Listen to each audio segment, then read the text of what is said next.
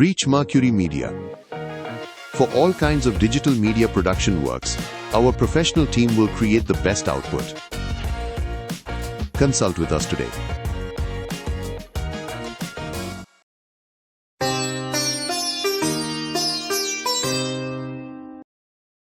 ஓம் சரணாகத தீனார்த்த பரித்ராணபராயணே சர்வஸ்யார்த்திகரே தேவி நாராயணி நமோஸ்துதே. வணக்கம் நேயர்களே, இது மகாலட்சுமி ஜோதிடம் வழங்கும் காலச்சக்கரம். உங்கள் அன்பு ஜோதிடர் ஸ்ரீராம்ஜி பேசுகிறேன். அனைவரும் நலமுடன் இருக்கிறீர்களா? நன்றாகத்தான் இருப்பீர்கள், நன்றாக இருக்க வேண்டும். இன்றைய காணொளியில் நாம் காண இருப்பது பங்குச் சந்தையில் பெரும் வெற்றி தரும் கட்க யோகம். இதன் தலைப்பு. இன்றைக்கி கேள்வி கேட்குறவங்க ஜாதகம் பார்க்குறதுல பெரும்பாலானவர்கள் மியூச்சுவல் ஃபண்டில் முதலீடு பண்ணலாமா, பங்குச்சந்தையில் முதலீடு பண்ணலாமா, தினசரி வர்த்தகம்னு சொல்லக்கூடிய டே ட்ரேடிங் பண்ணலாமா, ஸ்விங் ட்ரேடிங் பண்ணலாமா, கிரிப்டோ கரன்சியில் பண்ணலாமான்னு தன்னுடைய முதலீடுகளை பெருக்கி கொள்ளும் சம்பந்தமான கேள்விகளை நிச்சயம் கேட்குறாங்க. அதிலும் இன்றைக்கி யங்ஸ்டர்ஸ் நிறைய பேர் பங்குச்சந்தையின் பக்கம் தன்னுடைய கவனத்தை திருப்பி இருக்கிறதுங்கிறது நிதர்சனமான உண்மை. இந்த பங்குச்சந்தையில் எல்லாராலும் வெற்றி பெற முடியாது அப்படிங்கிறத நேஷனல் ஸ்டாக் எக்ஸ்சேஞ்சிலேருந்து ஒவ்வொரு ஸ்டாக் புரோக்கரும் அதை சொல்லிக்கிட்டே தான் இருக்காங்க. கிட்டத்தட்ட 89-90% பேர் தனது பணத்தை இழக்கிறார்கள் அப்படிங்கிறாங்க. இது இந்த டே ட்ரேடிங், இன்ட்ரடே வர்த்தகம், இந்த ஸ்விங் ட்ரேடிங் மாதிரி பண்ணுறவங்களுக்கு தானே ஒழிய நீண்டகால முதலீட்டாளர்களுக்கு அந்த மாதிரியான சிக்கலெல்லாம் இல்லை. பேங்கில் ஃபிக்ஸட் டெபாசிட் போட்டு வச்சோம்னா டபுள் ஆகிறதுக்கு 10 வருஷம் ஆகுதுன்னா ஒரு நல்ல துறையை சார்ந்த பங்கை தேர்ந்தெடுத்து நீங்கள் வாங்கி வச்சிங்கன்னா அதுவும் கிட்டத்தட்ட நிச்சயமாக 10 வருஷத்தில் டபுள் ஆகும். ஆனால் இந்த 10 வருஷ பொறுமைங்கிறதெல்லாம் யாருக்குமே இருக்கிறது இல்லை. அப்போ ஜாதக ரீதியாக எந்த மாதிரியான அமைப்புகள் மாபெரும் வெற்றியை பங்குச்சந்தையில் கொடுக்குதுங்கிறதுக்கு சில சூட்சமங்கள் இருக்குது. இந்த கட்க யோகம் அந்த மாதிரியான ஒரு வகை அமைப்பு. உபயோகங்கள் பலவற்றை பார்த்து வருகிறோம். அதில் கட்க யோகம் கொஞ்சம் டிஃபிகல்ட்டாக எல்லாருக்கும் கிடைக்காது. பட் ஆனால் ஒரு சிலருக்கு அந்த அமைப்பு இருக்கும். இது இருந்ததுன்னா உங்களால் பெரும் பொருள் ஈட்ட முடியும் பங்குச்சந்தை மாதிரியான விஷயங்களில். இது எந்த மாதிரியான விதி அப்படிங்கிறது இன்றைக்கி பார்க்கலாம். ஃபஸ்ட்டு உங்கள் லக்னாதிபதி கேந்திராதிபதியோடு பரிவர்த்தனை ஆகி இருக்க வேண்டும், அல்லது திரிகோணாதிபதியோடு பரிவர்த்தனை ஆகி இருக்கணும். உங்கள் லக்னாதிபதி கேந்திரஸ்தானத்துக்கு அதிபதியோடோ அல்லது திரிகோணஸ்தானத்துக்கு அதிபதியோடோ பரிவர்த்தனை ஆகியிருக்கணும். இது முதல் பரிவர்த்தனை. அதாவது இப்போ நீங்கள் மேச லக்னம்னு எடுத்துக்கிட்டால் உங்கள் லக்னாதிபதி செவ்வாய். இவர் 4ஆம் இடமான கடகத்திலேயோ 7ஆம் இடமான துலாத்திலேயோ 10ஆம் இடமான மகரத்திலேயோ இருந்து அந்த வீட்டு அதிபதி லக்னத்தில் இருக்கணும்.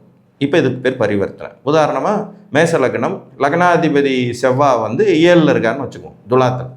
இந்த 7 கூடைய சுக்கிரன் லக்னத்தில் உட்கார்ந்துருந்தார்னா லக்னாதிபதியும் 7வது கேந்திராதிபதியும் பரிவர்த்தனை. இந்த விதி வந்துடுதுங்களா? இது ஒரு பரிவர்த்தனை. அதே மாதிரி லக்னாதிபதியான செவ்வாய் 5ஆம் இடமான சிம்மத்தில் திரிகோணஸ்தானத்தில் இருக்கார், இல்லை 9ஆம் இடமான தனுசில் திரிகோணஸ்தானத்தில் இருக்காருன்னா இந்த வீட்டு அதிபதி லக்னத்தில் உட்காரணும். இது ஒரு பரிவர்த்தனை. இப்போ மேச லக்னம், லக்னாதிபதி செவ்வாய் சிம்மத்தில் இருக்கார், சிம்மத்துக்கு அதிபதி சூரியன் லக்னத்தில் இருக்கார். ஸோ இப்போ 1-5 திரிகோண பரிவர்த்தனையில் லக்னாதிபதி இருக்கார். ஒன்று கேந்திர ரீதியாக பரிவர்த்தனையில் இருக்கணும், இல்லைன்னா திரிகோண ரீதியாக பரிவர்த்தனையில் இருக்கணும். இது முதல் விதி. 2வது விதி, உங்களுடைய தனாதிபதியும் பாக்கியாதிபதியும் பரிவர்த்தனையாக இருக்கணும். என்ன சார் இதெல்லாம் நடக்கிற கதையெல்லாம் நடக்கணும், வேறு வழி இல்லை. பெரும் கோடீஸ்வரராகணுங்கிறது எளிதான விஷயம் அல்லவே. அதுவும் பங்குச்சந்தை மாதிரியான ஒரு விஷயங்களில் வெற்றி பெறங்கிறதும் ரொம்ப எளிதான விஷயம் கிடையாது. உங்களுக்கு தனாதிபதியும் பாக்கியாதிபதியும் ஒரு பரிவர்த்தனை அடைஞ்சிருக்கணும். 2 குடையவரும் 9 குடையவரும் பரிவர்த்தனை பெறணும். புரிஞ்சிச்சுங்களா? 2-9ஆம் அதிபதிகள் பரிவர்த்தனையோடு குரு பகவான் உங்கள் ஜாதகத்தில் நல்ல நிலையில் 2ஆம் இடத்தோடோ 9ஆம் இடத்தோடோ சம்பந்தப்பட்டிருந்தார்னா இந்த கட்க யோகம் ஏற்படும். புரிஞ்சிச்சுங்களா? லக்னாதிபதி கேந்திராதிபதியோடோ திரிகோணாதிபதியோடோ பரிவர்த்தனை அடையணும். இது முதல் பரிவர்த்தனை. அடுத்தது தனாதிபதியும் பாக்கியாதிபதியும் பரிவர்த்தனை பெற்றிருக்கணும். இது 2வது பரிவர்த்தனை. இப்போ உதாரணமாக நீங்கள் கடக லக்னம்னு எடுத்துக்கலாம். உங்கள் லக்னாதிபதி சந்திரன், இவர் 4ஆம் இடத்து அதிபதி சுக்கிரனோடோ 7ஆம் இடத்து அதிபதி சனியோடோ 10ஆம் இடத்து அதிபதி செவ்வாயோடோ பரிவர்த்தனை ஆகணும். இது ஒரு விதி. அல்லது 5ஆம் இடத்து அதிபதி செவ்வாயோடோ 9ஆம் இடத்து அதிபதி குருவோடோ ஒரு பரிவர்த்தனை அடையலாம். இதுவும் அதே விதி தான். அதற்கடுத்தது தனாதிபதியான 2 கூடைய சூரியனும் 9ஆம் அதிபதியான குருவும் பரிவர்த்தனையாக இருக்கணும். இப்போ இந்த நான் சொல்கிற ஜாதகம் பர்ஃபெக்டாக அந்த உதாரணத்துக்கு பொருந்தி வரும். இதை நீங்கள் கவனிங்க. லக்னாதிபதி சந்திரன், கடக லக்னம்.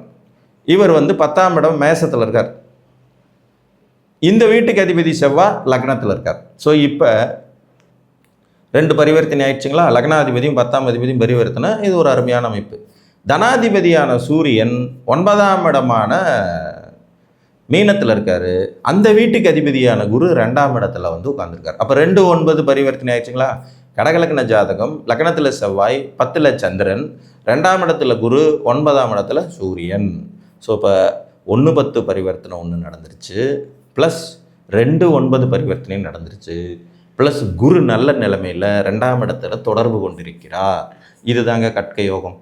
இந்த அமைப்பு இருக்கிறவங்க பங்குச்சந்தையில் மிக பெரும் பொருள் ஈட்டக்கூடியவர்களாகவும், மிகப்பெரிய தின வர்த்தகம் செய்யக்கூடியவர்களாகவும், மிகப்பெரிய ஸ்விங் ட்ரேடிங் பண்ணக்கூடிய நபர்களாகவும், நல்ல வகையான முதலீடுகளை தேர்ந்தெடுத்து முதலீடு பண்ணக்கூடிய யோகிதை உடையவர்களாகவும், கிரிப்டோ கரன்சி மாதிரியான சூழ்நிலைகளிலும் பெருமளவு பணம் சம்பாதிக்கும் யோகிதை உடையவர்களாகவும், பெட்டிங் மாதிரியான விஷயங்களில் காசு சேர்க்கும் யோகிதை உடையவர்களாகவும் இருப்பாங்க. பெரும் பொருள் ஈட்டக்கூடிய வியாபாரிகளாகவும் இருப்பாங்க. ஏற்றுமதி இறக்குமதி சார்ந்த தொழில் செஞ்சு முன்னுக்கு வரக்கூடியவர்களாகவும் இருப்பாங்க. எக்ஸ்போர்ட் இம்போர்ட் தொழிலையும் உங்களுக்கு சக்ஸஸ் இருக்கும். ஒரே நேரத்தில் பலவிதமான தொழில்களில் முதலீடு செய்யக்கூடிய தகுதி படைத்தவர்களாக, திறமை படைத்தவர்களாக இருப்பாங்க. இந்த கட்க யோகம் அமைப்பில் உள்ளவங்க இதை எல்லாத்தையும் அடைவதற்கு குறைந்தபட்சம் இவங்களுக்கு 36 வயதாவது கடந்திருக்க வேண்டும். 36 வயசுக்கு மேலே தான் இந்த யோகம் வேலை செய்யும். அதுதான் இதில் இருக்கிற கண்டிஷன். புரிஞ்சிச்சுங்களா? சரி, நமக்கு கட்க யோகம் இருக்குங்கிறதுக்காக உடனே 17 வயசுலேயே ஷேர் மார்க்கெட்டுகளுக்கு இது குதிச்சிடாதீங்க, அது டேஞ்சராக போயிடும்.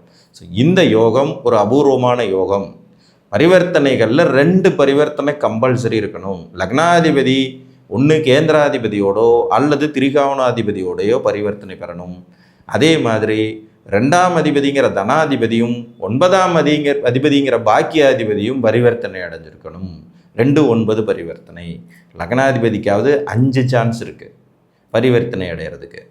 ஃபார் எக்ஸாம்பிள், லக்னத்திலிருந்து 4ஆம் அதிபதியோடு ஆகலாம், 5ஆம் அதிபதியோடு ஆகலாம், 7ஆம் அதிபதியோடு ஆகலாம், 9ஆம் அதிபதியோடு ஆகலாம், 10ஆம் அதிபதியோடு ஆகலாம். ஸோ 5 சான்ஸ் இருக்குது. ஆனால் 2, 9ஆம் இடத்து பரிவர்த்தனைங்கிறது ஒரே சான்ஸ் தான். 2ஆம் அதிபதி 9ஆம் அதிபதி பரிவர்த்தனை ஆகியே தீரணும். அப்போ தான் அந்த கட்க யோகம் வேலை செய்யும். அப்போ இது ஒரே சான்ஸில் வந்துடும். ஸோ இப்போ அது ஒரு ரேர். இது போக 2 அல்லது 9ஆம் அதிபதியோடு குரு தொடர்பு கொள்ளணும். இதில் குருவே 9ஆம் அதிபதி ஆகிட்டா அவர் பரிவர்த்தனை வரும்போது 2ஆம் இடத்துல தொடர்பு கொண்டுருவார். இது ஒரு நல்ல விஷயம்தான். அப்படிங்கிற அடிப்படையிலையும் இதை எடுக்கணும். ஸோ இந்த கண்டிஷன்ஸ் ஒத்து உங்களுக்கு 36 வயதை தொட்டு விட்டீர்கள் என்றால் கட்டாயம் ஸ்பெக்குலேஷன் துறைகள் உங்களுக்கு பெரும் வெற்றியை தரும்.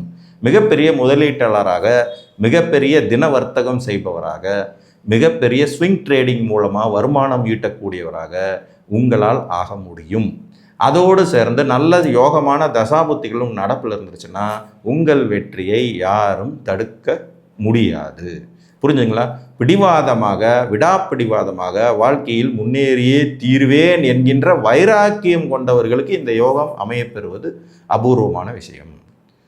ஸோ இந்த விதிகள் பொருந்தி வரணும். இது ரொம்ப ரொம்ப ரொம்ப முக்கியம். இன்னொரு உதாரணமும் பார்க்கலாம். இப்போ ஒரு மீன லக்ன ஜாதகம், இவருக்கு லக்னாதிபதி குரு. இவர் 9ஆம் இடத்துல செவ்வாயுடைய வீட்டில், 9ஆம் இடத்துல செவ்வாயுடைய வீட்டில் உட்காந்து அந்த 9க்குடைய செவ்வாய் லக்னத்தில் அமர்ந்திருக்கிறார். ஸோ 1, 9 பரிவர்த்தனை. இதில் 2, 9 பரிவர்த்தனைங்கிறது நிகழ்கிறதுக்கான வாய்ப்பு இல்லை. ஏன்னா 2ஆம் அதிபதியும் செவ்வாய் தாங்கிறனால இதை 2, 9 பரிவர்த்தனையாகவும் நம்ம கால்குலேஷன் பண்ணிக்கலாம்.